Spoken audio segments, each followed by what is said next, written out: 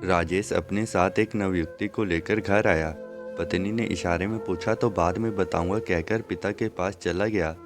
राजेश इकलौता बेटा था। शहर में एक अच्छी नौकरी, जिसमें कल्पना एक कंप्यूटर ऑपरेटर पद पर उसी कार्यालय में कार्य करती थी। राजेश का सारा कार्य कल्पना ही करती। साथ कार्य करते करते कब दोनों एक दूसरे के नज़दीक आ गए, इसका पता दोनों को तब चला जब दोनों की नज़रें मिलती और खो जाते। कल्पना अभी 23 वर्ष की हुई थी। राजेश 29 वर्ष पूरे कर चुका था। पत्नी रूबी एक गांव की सीधी सादी कम पढ़ी लिखी लड़की थी। फैशन से कोसों दूर, घर के काम काज में लगी रहती। सास ससुर काम से ही खुश थे। दोस्त के वचन में बंधे होने के कारण राजेश और रूबी का विवाह करना पड़ा था। बिना लेन देन के शादी करनी पड़ी थी। राजेश को रूबी 2-3 साल तो अच्छी लगी, लेकिन शहर में रहने और अच्छी नौकरी होने के कारण रूबी में अनेक कमियां निकालने लगा। माँ ने रूबी को साथ शहर में साथ ले जाने के लिए कहा तो राजेश ने मना कर दिया। राजेश को अब कल्पना से इश्क होने लगा था और उससे शादी करना चाहता था। पिता के लिए तो राजेश के वेतन से मतलब था। उसे कमाऊ पूत की सब बुराई माफ़ थी। पिता ने कोई आपत्ति नहीं जताई और कल्पना के साथ शादी की मंजूरी दे दी। रूबी को भी स्पष्ट बता दिया कि शहर में रहने के लिए पढ़ी लिखी फैशनेबल जीवन साथी चाहिए, ना कि गांव की साधारण महिला। तुम यहाँ रहना चाहो तो रह सकती हो, खर्चा मिल जाया करेगा। रूबी ने सास ससुर की सेवा करके जीवन गुजारने का फैसला लिया। कल्पना और राजेश ने विवाह कर लिया और रूबी ने सीने पर पत्थर रख लिया। कल्पना राजेश के साथ रहने लगी। कल्पना ने प्रतियोगी परीक्षा दी और उसका चयन इनकम टैक्स ऑफिसर बन गई और शहर भी छूट गया। कल्पना को अब राजेश में रुचि नहीं थी। उसने राजेश का साथ छोड़ अन्य अधिकारी से विवाह करने का फैसला राजेश को सुनाया। राजेश को दुख हुआ और वो गांव रूबी के पास माफ़ी मांगने पहुंचा। रूबी ने उसी रात राजेश का घर छोड़ दिया। राजेश और कल्पना विवाह बंधन में तो बंध गए, लेकिन 1 महीने में ही कल्पना को अपने फैसले पर पछतावा हुआ। राजेश तो एक भंवरा था, जिसे जो भी फूल खिलते दिखा उसी का प्रयागरस पीने की इच्छा करता। कल्पना को अपनी नादानी पर बहुत दुख हुआ और फिर उस सीधी सादी रूबी के साथ किए अन्याय का भी दुख हुआ। इस कार्यालय में नौकरी करते उसका राजेश से पीछा छुड़वाना मुश्किल था। कल्पना ने अपनी भूल का प्रायश्चित करते हुए बहुत धैर्य से काम लिया। कर्मचारी चयन अयोग्य द्वारा आकर निरीक्षक का विज्ञापन निकाला तो उसने सब कुछ भुलाकर तैयारी शुरू कर दी। कंप्यूटर में तो सिद्धत थी। जीके और टैक्सन की अच्छी पढ़ाई कर उसने बाजी मार ली। नई नौकरी में चयन होने तक कल्पना ने अपनी मन की बात राजेश को नहीं सुनाई। एक दिन कोई लड़की कल्पना से प्रतियोगी परीक्षा में सफल होने के लिए मार्गदर्शन लेने आई थी। राजेश भी घर आ चुका था और राजेश की नज़र तब तक उस लड़की से नहीं हटी जब तक वो लड़की वहां से चली नहीं गई। कल्पना को बार बार राजेश की उस लड़की को घूरती नज़रें मन में डर पैदा कर रही थी। रात को कल्पना कुछ उदास थी, कारण राजेश का व्यवहार। राजेश ने उदासी का कारण पूछा तो कल्पना ने टाल दिया। राजेश घुमा फिराकर बात को उसी लड़की पर ले आया और उसकी सुंदरता, खिलखिलाती जवानी और जैसे शब्दों का प्रयोग कर कल्पना को अपने से दूर कर रहा था। राजेश का एक एक शब्द कल्पना को दूर कर रहा था। राजेश, अगर तुम चाहो तो उस लड़की को अपने कार्यालय में नौकरी दिलवा दूं। कल्पना, किस लड़की को? राजेश, अरे वही जो आज शाम को तुमसे बात कर रही थी। कल्पना, तुम उस कार्यालय के बॉस हो, कोई सरकार नहीं जो हर किसी को नौकरी दे सके। राजेश, अरे तुम अभी जानती ही कहाँ हो, हमारी पावर बहुत है, एक पोस्ट तो चुटकियों में बढ़ा सकते हैं। कल्पना, जो तुम्हें अच्छा लगे करते रहना, मुझे नींद आ रही है। इतना कहकर लाइट बंद कर कल्पना सोई तो नहीं थी, लेकिन दुखी होकर पड़ी रही। आज उसे ध्यान आया कि कोई इंसान अपनी पत्नी का नहीं हुआ, वो मेरा कैसे हो जाएगा। तभी से कल्पना ने इस क्लीच इंसान से मुक्त होने का प्रयास शुरू कर दिया और दूसरे शहर में नियुक्त होते ही स्पष्ट शब्दों में उससे संबंध तोड़ने का फैसला सुना दिया। राजेश ने कल्पना को बहुत मनाया, अपने ही शहर में स्थानांतरण कराने का आश्चर्य भी दिया। लेकिन कल्पना ने उसे स्पष्ट कह दिया कि तुम्हें मैंने एक अच्छा और सच्चा इंसान समझा था, लेकिन तुम रसिक नहीं, वासना के पुतले निकले। अपनी भोली भाली पत्नी को छोड़ते समय तुमने एक बार भी नहीं सोचा मुझसे युवा और सुंदर लड़की मिलते ही मुझे भी त्याग दोगे। अगर थोड़ी बहुत शर्म हो तो अपनी पत्नी से माफ़ी मांगकर उसे अपना लो। उस देवी को मेरे कारण दुखी होना पड़ा है, मैं जीवन भर उसकी अपराधी रहूंगी। मेरी छोटी सी नादानी ने उस देवी का अपमान कराया है। राकेश ने भी अपने मन को समझाकर रूबी को अपनाने का विचार किया। राजेश अब रूबी को छोड़कर गया था तो रूबी ने अपनी किस्मत समझ ईश्वर का फैसला माना। रूबी ने अपने माता पिता को दुखी करना नहीं चाहती थी। फिर लोग अनेक तरह की बातें करेंगे, किस किस का मुंह रोकती ही रहूंगी। इससे अच्छा है कि यहीं सास ससुर की सेवा कर लूँ, ताकि सिर पर छाया तो बनी रहेगी, पेट की भूख के लिए भी दर दर नहीं भटकना पड़ेगा। माता ने उसे विदा करते हुए कहा था, अब वही तेरा घर है। इस घर से डोली उठी है तो अब उस घर से भी डोली में ही कहीं जाना। रूबी के लिए जीना मरना इस घर में ही था। सास ससुर की सेवा करती और दोनों समय खाना बनाकर खिलाती। राकेश घर पहुंचा तो रूबी उसकी माँ के पैर दबा रही थी। राकेश के आने की ना कोई खुशी थी ना कोई उत्साह। सास के कहने पर उसके लिए खाना बनाया और मन के दर्द को मन में ही समेटे, कुछ भी जाहिर नहीं किया। रूबी अपने कमरे में आ गई। राकेश बेशर्मों की तरह उसके पास पहुंचा और बात करने की कोशिश करने लगा। रूबी ने हाँ हूँ के अलावा कोई बात नहीं की। राकेश ने उसे प्यार के नाम पर पिघलाना चाहा, लेकिन बर्फ बनी रूबी भावना नहीं जगा सकी। राकेश अपना सा मुंह लेकर सुबह बात करेंगे कहकर अपने पिता के पास चला गया। रूबी ने अपने स्वाभिमान की रक्षा के लिए चुपचाप निकल जाना उचित समझा। माँ, मुझे माफ़ करना, मैं आपकी सीख का पालन नहीं कर सकी। रूबी रात के अंधेरे में इस गांव के बहुत दूर चले जाना चाहती थी। उस रात चलती गई और बिना थके बिना रुके अपनी बिना लक्ष्य की मंजिल नहीं छोड़ी।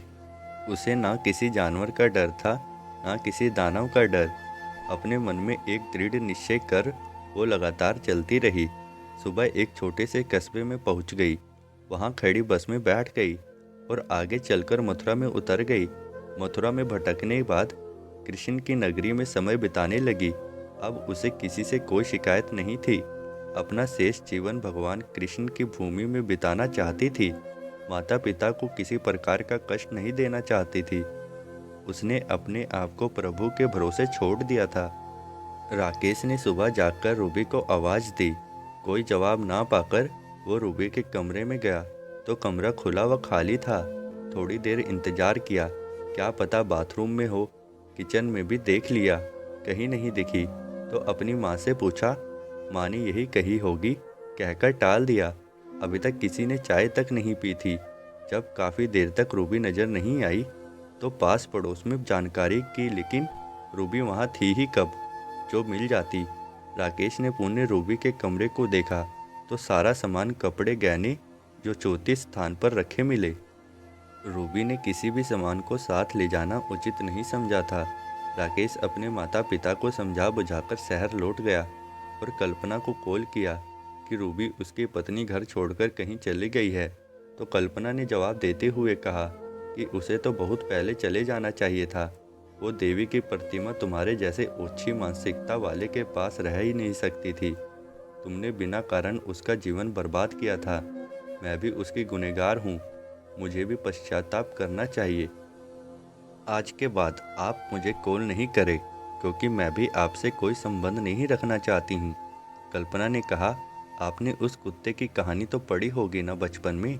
राकेश, किस कहानी की बात कर रही हो।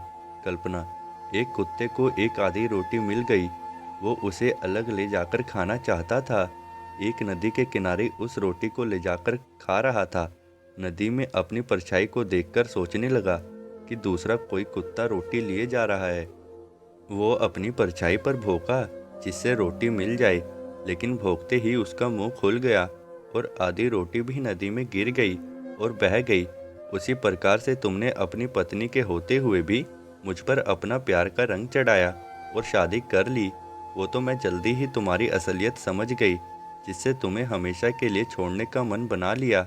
मेरे छोड़ने के बाद रूबी भी साथ छोड़ गई। अब तुम्हारी हालत उसी कुत्ते के समान हो गई है कि जिसे कुछ भी नहीं मिला। गुड बाय मिस्टर राकेश कहकर कल्पना ने कॉल कट कर दिया। राकेश अपनी तुलना कुत्ते से करने पर बहुत तिलमिलाया। उसने पुण्य कल्पना को कॉल लगाया, लेकिन स्विच ऑफ। रूबी 2-3 दिन तक भटकती रही, घूमती रही। जहाँ भी कुछ मिल जाता वहीं खा लेती और सो जाती। रूबी सुंदर नहीं थी, लेकिन बदसूरत भी नहीं थी। रूबी गोवर्धन आ गई और एक स्थान पर बैठ गई। लोग उसे मांगने वाली समझ कुछ सिक्के उसके सामने डाल जाते। शाम को रूबी के पास 70-80 रुपए हो गए। उसे भीख से बहुत घृणा थी। वो भीख ना तो मांगना पसंद करती, ना किसी की दया की मोहताज थी। उसने बाजार जाकर एक मिट्टी की मटकी खरीदी और एक पेड़ के नीचे उसमें पानी भरकर बैठ गई। एक लोटा लाकर पद यात्रियों को ठंडा जल पिलाने लगी। मटका खाली हो जाता तो पुण्य नल से पानी भर लाती। रूबी को इस काम में आनंद आने लगा। वो लोगों की सेवा करने लगी। भगवान कृष्ण की नगरी में कोई दुखी नहीं रह सकता अगर वो किसी पुण्य काम में लगा हो तो। रूबी भी अब सारा दुख कष्ट भूल गई। उसने धन्यवाद दिया कल्पना को, अपने पूर्व पति राकेश को, जिसके कारण वो इस नगरी में आकर सेवा कर सके। रूबी ने भगवान कृष्ण को धन्यवाद दिया कि जो कुछ किया वो अच्छा ही किया। शाम को थक जाती और किसी भंडारे या धर्मशाला में पेट भर लेती। थकान के कारण नींद भी अच्छी आ जाती। रूबी के दिन अच्छे निकल रहे थे। अब उसे छत की जरूरत थी, ना पेट भरने की चिंता। अब तो वो यात्रियों को जल पिलाकर संतुष्ट हो जाती। कोई कोई पद यात्री उसे 2-4 रुपए दे जाता तो उसी मटकी में डाल देती। कभी कभी रात को सत्संग व भजन सुनती, जो पहले कभी ना तो कभी सत्संग में गई, ना कभी भजन सुनने का मौका मिला। रूबी पूरी तरह से संतोषजनक जीवन यापना कर रही थी। रूबी को जीवन का असली मतलब समझ में आ गया था। रूबी रात को सोती सोती सोच रही थी कि मानव जीवन क्या है। जन्म लेते हैं, बचपन के 2-4 साल चलकर गिरने उठकर चलने में बिता देते हैं। बचपन के कुछ एक वर्षों को छोड़कर अपना भविष्य निर्माण में लग जाते हैं। भविष्य निर्माण के कारण अपना जीवन जीना भूल जाते हैं। शादी, विवाह, बच्चे, फिर बच्चों का भविष्य, फिर वृद्धास्थ और अंत समय में कृषि कार्य होकर खाली हाथ वापस। क्या पता कहाँ के लिए चल देते हैं। इतने वर्षों में क्या मिला? ना कुछ लाए, ना कुछ ले जा पाए। जब खाली हाथ जाना है तो फिर उतनी हाय तौबा क्यों? इतनी मारकाट क्यों? दूसरों को धोखा क्यों? क्या यह रूप, ये धन हमेशा साथ देगा? यदि नहीं तो फिर लोग अपने जीवन को इतना उलझन युक्त क्यों बनाते हैं? क्यों नहीं आराम से शांति से जीते? पशुओं में इतना संघर्ष तो नहीं होता कि अपने मतलब के लिए किसी को मार दो, अपने स्वार्थ के लिए रिश्ते को भुला दो। पशुओं में भी भावना होती है, वो फिर भी पहचान रखते हैं। लेकिन मानव अपने मतलब तक ही पहचान रखता है, अपने स्वार्थ तक ही रिश्ते निभाता है। अपने लिए सभी जीते हैं और लाखों जी रही हैं। दूसरों के लिए जीने वाले बहुत कम मिलते हैं। मैंने इतने बुरे कर्म भी नहीं किए, फिर भी मेरे पति ने दूसरी शादी कर ली। रूबी की सोच में उस जगह का वातावरण समाया हुआ था। जैसे माहौल में रहते हैं वैसा ही सोचते हैं। रूबी ने एक धर्मशाला में ठिकाना बना लिया था। 2 रोटी कहीं मिल जाती तो खा लेती, वरना प्रभु इच्छा समझ संतोष कर लेती। हालांकि वो भूखी नहीं सोई थी कभी भी, लेकिन मांगकर खाने में उसे दुख होता था। जो कोई 1-2 रुपए दिन में दे जाता उसे वो धर्मशाला में दे देती, ताकि पद यात्रियों के भोजन के काम आ जाए। वो खाना बनाने में भी सहयोग कर देती। कई समाज की धर्मशालाएं बनी हुई थी, लेकिन रूबी अपने पियाऊ के निकट एक धर्मशाला में ही रुक जाती थी। पद यात्रियों की सेवा का ही अब उसका जीवन का उद्देश्य था। रूबी की दिनचर्या बहुत व्यवस्थित हो गई थी। वो भी उस रज्जे को मस्तक पर लगा लेती जिसमें लाखों लोग के कदम पड़े हुए थे। जिस स्थान में कृष्ण में बाल लीलाएं की थी, उस स्थान पर उसकी किस्मत ले आई। इससे बड़ी कृपा क्या हो सकती है? ईश्वर की कृपा से ही सब कुछ संभव हुआ था। जब रूबी कोमल से कोमल, धनी से धनी व्यक्ति को कृष्ण भक्ति में लील पद यात्रा करते देखती तो उसकी इच्छा होती कि इनकी सेवा करूं, पानी पिलाने के अलावा इनकी थकान मिटाने का कोई उपाय करूं। राकेश की मानसिक स्थिति बहुत बिगड़ रही थी। वो बार बार कल्पना की बातों को याद करता और झुलस जाता। उसे रूबी की याद अब आने लगी थी। जब चारों ओर से रास्ते बंद हो जाते हैं तब इंसान छटपटाने लगता है। राकेश की माँ तो पहले से ही उससे नाराज थी, क्योंकि उसने एक सीधी सादी रूबी का दिल दुखाया था। पिता को कोई फर्क नहीं था, उन्हें तो पैसे से मतलब था। राकेश अपनी नौकरी पर ध्यान नहीं दे रहा था। अपने गम को भुलाने को उसने शराब के सहारा लिया। वो हर समय शराब के नशे में डूबा रहता था, यहाँ तक कि कभी कभी ऑफिस में भी पीकर जाता था। एक दिन वो शराब के नशे में लहराता हुआ जा रहा था कि एक कार ने उसे टक्कर मार दी। कार चालक भाग गया, लेकिन पास खड़े कुछ लोगों ने उसे अस्पताल पहुंचाया। शराब के नशे के कारण वो दर्द चोट महसूस नहीं कर पा रहा था। उसके हाथ में फ्रैक्चर था, जिससे उसका हाथ सीधा नहीं हो रहा था। उसका उसका ट्रीटमेंट शुरू किया गया और अस्पताल में ही भर्ती कर लिया गया। 3 दिन तक वो अस्पताल में भर्ती रहा और अपने कर्मों का फल भोग रहा था। 3 दिन में उसे बहुत कुछ सोचने को मजबूर किया। राकेश को आज पता चला कि बुरे कर्मों का फल हमेशा बुरा ही मिलता है। राकेश को अस्पताल में शराब नहीं मिली। दवाओं का असर था, इसलिए उसने शराब नहीं पी। अस्पताल से निकलकर अपने घर गया और कल से अपनी नौकरी पर नियमित जाने का निश्चय किया। आज राकेश ने बहुत कुछ गलत आदतों को स्वीकार कर इन सभी दुर्घटना से दूर रहने का दृढ़ निश्चय किया। सुबह कार्यालय पहुंचा। इतने दिन अनुपस्थिति रहने के कारण मेडिकल अवकाश लिए कल नए जीवन की शुरुआत हेतु अपनी गलतियों को माफ कराने हेतु भगवान कृष्ण की शरण में जाना चाहता था। राकेश ने पुण्य 3 दिन की छुट्टी ली और अगले दिन सुबह ही गोवर्धन के लिए निकल गया। राकेश पहले ना कभी तो भगवान को मानता था, ना कभी इस तरह के स्थानों पर गया था और ना ही कभी किसी धार्मिक स्थान की पद यात्रा ही की थी। आज जीवन में पहली बार उसने भगवान के अस्तित्व को माना था। आज पहली बार किसी धार्मिक नगरी में गया था। रूबी पद यात्रियों को ठंडा जल पिलाकर अपना कर्म पूरा कर रही थी। उसे भीड़ में अपना पति दिखाई दिया। राकेश नंगे पैर लड़खड़ाते हुए धीरे धीरे चल रहा था। उससे चला भी नहीं जा रहा था, फिर भी मन में श्री कृष्ण का ध्यान लगाकर चल रहा था। प्यास से व्याकुल राकेश ने एक स्त्री को जल पिलाते देखा तो वो थोड़ा तेज चलने लगा। रूबी ने उससे बचने का उपाय सोचा और खाली घड़ा लेकर एक यात्री को थोड़ी देर बैठने का निवेदन करके चल दी। राकेश ने आकर जल पिया और थोड़ी देर वृक्ष को ठंडी छाया में सुस्ताने लगा। रूबी भी उसे दूर से ही देखती रही। आधे घंटे तक रूबी नहीं आई और राकेश उठकर अपनी परिक्रमा पूरी करने लगा। रूबी थोड़ी देर बाद वापस अपने काम पे लग गई। राकेश को एक झलक ऐसी लगी कि अभी जो पानी भरने गई थी वो उसकी पूर्व पत्नी रूबी ही थी। उसे शंका निवारण के कारण वो आधे घंटे तक इंतजार करता रहा। राकेश एक तो अस्पताल से अभी ही स्वस्थ होकर निकला था, पहली बार इस तरह की यात्रा करने निकला था, इसलिए बहुत जल्दी थक गया और एक धर्मशाला में आराम करने लगा। शेष यात्रा कल सुबह शुरू करने की सोचकर उस धर्मशाला में ही शेष दिन निकाला। शाम को उसी धर्मशाला में चल रहे भंडारे में भोजन किया और सो गया।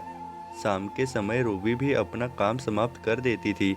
आज उसके पास 129 रुपये आए थे, जिन्हें धर्मशाला के दान पात्र में डाल दिए। धर्मशाला के एक साधु ने कहा, बेटी प्रसाद ग्रहण कर ले। रूबी ने भोजन किया और अपनी चटाई लेकर सबसे अलग छत पर चली गई। रूबी के कानों में भगवान श्री कृष्ण की लीलाओं का स्वर आ रहा था। पास ही श्री कृष्ण की लीलाएं का मंचन चल रहा था। रूबी दिन भर की थकी होने से जाने कब सो गई। सुबह 5 बजे उठकर शौच इत्यादि कार्यों से निवृत्त हो रही थी कि राकेश बाथरूम से एक निकलकर आया और दोनों का आमना सामना हुआ। इंसान चाहे कितना भी प्रयत्न कर ले, ईश्वर की लीला के आगे सब फेल हो जाते हैं। रूबी और राकेश के साथ भी यही हुआ। रूबी राकेश के सामने नहीं आना चाहती थी, लेकिन होनी को कुछ और ही मंजूर था। राकेश ने बड़ी हंसतर भरी नज़रों से रूबी की ओर देखा। राकेश की आंखों में क्षमा याचना स्पष्ट दिख रही थी। रूबी बिना बात किए उसके सामने से निकल गई और आज बिना कुछ खाए अपने निर्धारित स्थान पर निकल गई। राकेश को पछताने के अलावा क्या मिलता। राकेश अब रूबी से बिना मिले आगे की यात्रा नहीं करना चाहता था। वो नहा धोकर आया और धर्मशाला के एकमात्र व्यवस्थापक साधु से बात करने लगा। राकेश, बाबा, जो औरत अभी यहाँ से गई है वो यात्री तो नहीं लगती। बाबा, वो यात्री नहीं है, यात्रियों की सेवा करने वाली अभागी देवी है जिसका कोई ठौर ठिकाना नहीं है। जाने किस अपराध की सजा भुगत रही है बेचारी। जो कुछ 10-50 उसे मिलते हैं उन्हें भी इस दान पात्र में डाल देती है। ईश्वर जाने उसके साथ क्या खेल खेलने को बैठा है। राकेश, बाबा, उसका कोई पता ठिकाना, उसके कोई सगे संबंधी मिलने नहीं आते क्या? 1 साल होने को है, मैंने तो किसी को नहीं देखा, लेकिन तुम ये सब क्यों जानकारी ले रहे हो? राकेश, बाबा, मैं ही उसका असली अपराधी हूँ। मेरे जैसे पापी के कारण वो दर दर भटक रही है। मेरी गलती के कारण उसे तपस्वी की भांति जीवन काटना पड़ रहा है। बाबा, कौन हो तुम? राकेश, मैं उसका पति हूँ, लेकिन अपनी मूर्खता के कारण उसे खो दिया। आज उसे ही खोजने भगवान श्री कृष्ण की शरण में आया था। लोगों को कृष्णा पर अटूट विश्वास था और मैं भी उसी विश्वास की खातिर अपने पापों को क्षमा करवाने आया हूँ। उस नटखट की लीला तो देखो, कल वो छुप गई लेकिन आज मिला ही दिया। अब तो मैं उसे घर लेकर ही वापस जाऊंगा। बाबा, क्या वो तुम्हारे साथ जा पाएगी? अगर मुरलीधारी चाहेंगे तो असंभव भी संभव हो जाएगा। बाबा, अगर तुम सच्चे दिल से माफ़ी मांगोगे तो शायद वो मान जाए। राकेश उसी धर्मशाला में रुक गया। उसने अपनी थकान दूर की, जो कुछ मिला उससे अपनी भूख शांत की। प्रसाद के रूप में पेट भरने योग्य खाद्य सामग्री मिल ही जाती है। राकेश रूबी के निर्धारित स्थान पर उससे मिलने के लिए चल दिया। रूबी राकेश को आता देख बहुत कुछ सोचने को मजबूर हो गई। रूबी ने अब अपने मन से अनेक विचारों के साथ साथ मान अपमान को भी निकाल दिया। अपने आप को प्रभु के सहारे छोड़ दिया। जो प्रभु की इच्छा होगी वही होगा, इसलिए कुछ सोचकर अपना मन क्यों विचलित करना। राकेश रूबी के पास आ बैठा। कोई बातचीत नहीं, कोई कहा सुनी नहीं। वो खाली मटका देखता तो झट से उसे भरकर ले आता। यात्रियों के कारण रूबी उससे कुछ कहकर तमाशा नहीं करना चाहती थी। वो चुप रह जाती। शाम तक राकेश उसके साथ यात्रियों को जल पिलाने में सहायता करता रहा। रूबी अपने निर्धारित धर्मशाला में ठहरने चली गई, लेकिन आज राकेश उस धर्मशाला में नहीं गया। वो पास ही एक स्थान पर रासलीला देखने लगा। धर्मांतर स्थान द्वारा प्रसाद वितरण में पूरी सब्जी खाकर अपना पेट भर लिया और बेंच पर सो गया। जब कोई काम धंधा नहीं होता तब भी पेट भरना बहुत आवश्यक होता है। ये पेट ही तो दुनिया है। इस पेट के लिए ही तो आदमी जीवन भर दर दर भटकता रहता है। अगर पेट ना होता तो इतनी भागदौड़ मारा मारी नहीं होती। सुबह राकेश की नींद खुली और नित्य क्रियाओं से निवृत्त होकर भगवान कृष्ण की आराधना की और रूबी के पास चल दिया। आज रूबी दिखाई नहीं दी। राकेश ने उसका इंतजार किया। राकेश ने उसके स्थान पर स्वयं यात्रियों का सेवा का मन बनाया और राहगीरों को जल पिलाकर रूबी का काम निरंतर बनाए रखा। रूबी आज सारे दिन धर्मशाला में ही रुकी रही। धर्मशाला के एकमात्र संत ने उसे बुलाया और उसकी पूरी बात सुनने की इच्छा जाहिर की। रूबी ने बताया कि बिना किसी कारण के उसके पति ने उसे छोड़कर किसी अन्य महिला के साथ प्रेम का नाटक करके दूसरा विवाह कर लिया। मैंने अपना भाग्य समझकर स्वीकार कर लिया। अपने सास ससुर की सेवा की और धर्म मानते हुए जीवन यापना कर रही थी। मुझे किसी धन दौलत की लालसा नहीं थी। मैं घर के काम गोबर कूड़े में ही संतुष्ट थी। लेकिन मेरे पति की नई पत्नी ने इसे छोड़कर अन्य विवाह कर लिया। नई पत्नी द्वारा छोड़े जाने पर मेरा पति राकेश मुझसे पुण्य अपमाना चाहता था। मैं उसकी इच्छा को ठुकराकर घर छोड़कर यहाँ आ गई। साधु, अब आगे का क्या विचार है? रूबी, मतलब साधु, यही रहने की सोच रखी है या अपना घर संभालना है? रूबी, जो भी प्रभु की इच्छा होगी। वैसे मैं कभी वापस ना लौटने का निर्णय करके यहाँ आई थी, लेकिन राकेश की आंखों में पश्चाताप की झलक के अलावा कुछ नहीं दिखता। तब से मन विचलित हो रहा है। आज तो कुछ भी ठीक नहीं लग रहा है। हाँ और ना के दोहारे पर खड़ी कोई निर्णय नहीं कर पा रही हूँ। एक तरफ सोचती हूँ कि हर घर में इस तरह की घटनाएं होती रहती है और फिर भी जीवन की गाड़ी चलती रहती है। जो हो गया उसे भूलकर अपने पति को माफ़ कर दूँ। अपने माता पिता तुल्य सास ससुर की सेवा करूँ, जिससे जीवन की नैया पार लग जाए। उनकी कोई गलती तो नहीं है, हमारी लड़ाई में उन्हें सज़ा क्यों मिले। कभी सोचती हूँ कि सारी मोह माया त्याग कर यहाँ अच्छा समय निकल रहा है। ईश्वर की शरण में रहने पर ही सादगी प्राप्त होती है। बाबा, मैं कुछ निर्णय नहीं कर पा रही हूँ। साधु: बेटी, अपने मन की, अपनी आत्मा की आवाज़ सुनो। जो दिल कहता है उसे ही मानो। सच्चे हृदय में ही भगवान बसते हैं। रूबी: अपने मन की शांति के लिए पद यात्रा के लिए चल दी। अन्य पद यात्रियों के साथ गोवर्धन की यात्रा करने लगी। उसका मन व्यस्त हुआ तो शांति भी मिली। 2 साल के लगभग समय यहाँ रहते हो गया, लेकिन रूबी पहली बार पद यात्रा कर रही थी। बहुत सुकून मिल रहा था। मन की भावनाएं तब ही ठीक हो रही थी। किसी भी तरह का गलत, किसी भी तरह का संदेह नहीं रहा। आज रूबी को मालूम हुआ कि क्यों लाखों लोग सब कुछ भूलकर नंगे पैर यात्रा करते हैं। रोजाना 24 घंटे हजारों लोग पद यात्रा करते रहे। रूबी यात्रा करते करते उस स्थान पर आ गई जहां वो यात्रियों को जल पिलाती थी। राकेश यात्रियों की सेवा में लगा हुआ था। रूबी थोड़ी देर आराम कर आगे बढ़ना चाहती थी, लेकिन राकेश रूबी को देखकर उस स्थान से चला गया। रूबी ने अपना काम संभाला और शेष परिक्रमा फिर कभी पूरी करने का निर्णय किया। राकेश जिस धर्मशाला में रूबी का ठिकाना था उसी में चला गया। राकेश अपनी गलती मान चुका था। रूबी अभी भी निर्णय की स्थिति में थी। राकेश ने अंतिम बार रूबी से मिलने का कारण शाम को उसके पास पहुंचा। राकेश: क्या क्षमा नहीं करोगी? रूबी: क्षमा? आप प्रभु से मांगी। मेरा कोई रिश्ता नहीं बनता आपसे। जो रिश्ता था वो आपने तोड़ दिया। राकेश: शादी का रिश्ता जन्म जन्म का होता है। एक दूसरे की गलती को क्षमा कर देना चाहिए। मैं मानता हूँ कि मैं गलत था। मैं अपनी गलती मानकर क्षमा चाहता हूँ। एक बार ठंडे दिमाग से सोचकर कोई निर्णय करो। रूबी चुप रही और राकेश उस धर्मशाला की छत पर चला गया। वहाँ बहुत सारे पदयात्री आराम कर रहे थे। रूबी थकी हुई थी, लेकिन आंखों में नींद नहीं थी। उसे अपने अतीत की याद आ गई। सभी लड़कियां परीक्षा से मुक्त होकर पिकनिक पर गई। नादान उम्र में भले बुरे की पहचान नहीं कर पाती। अमर बेल की तरह जिस सहारे को अपने पास देखती है उसी पर अपना आश्रय खोज लेती है। अनेक लड़के लड़कियां उस झरने को देख रहे थे, इंजॉय कर रहे थे। रूबी झरने के किनारे पर खड़ी थी कि अचानक पैर फिसलकर गिरने वाली थी कि एक लड़के ने थाम लिया। रूबी जान बचाने वाले की बाहों में थी। एक अनकहा सुख महसूस किया रूबी ने। उस लड़के से प्रभावित होकर उसे दिल दे बैठी। सनम नाम का लड़का बहुत आकर्षक व्यक्ति था। दोनों एक दूसरे की भावनाओं में डूब गए। पिकनिक समाप्त करके अपने अपने घर आ गए, लेकिन बहुत कुछ खोकर बहुत कुछ पाकर। रूबी सनम से फ़ोन पर बात करती रहती। दोनों दुनिया से छुप छुप कर मिलने लगे। नासमझी के कारण रूबी ने अपना सब कुछ सनम को सौंप दिया, जिसके परिणाम स्वरूप रूबी विवाह से पहले ही मां सुख पाने योग्य हो गई। रूबी को सनम पर विश्वास था, इसलिए किसी को नहीं बताया। जब 3-4 महीने का गर्भ हुआ तो वो किसी के सामने आने योग्य नहीं थी।